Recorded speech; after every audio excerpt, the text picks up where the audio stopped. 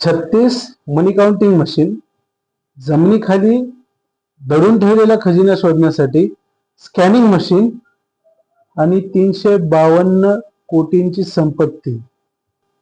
ही काही पिक्चरची स्टोरी नाहीये, ही सत्य घटना आहे। ही घटना आहे ओडिसा मधली। काही महिन्यांपूर्वी आयकर विभागाच्या छाप्यामध्ये एका मद्य उत्पादन करणाऱ्या कंपनीकडे चक्क 352 कोटीची मालमत्ता सापडली आहे।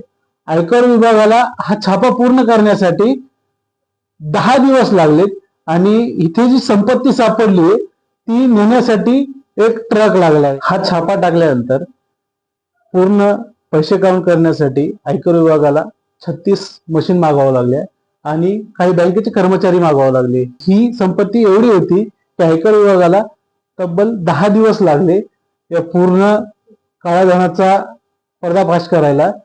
आणि आयकर विभागाची आतापर्यंतच्या रेड मधली ही सगळ्यात मोठी रेड आहे।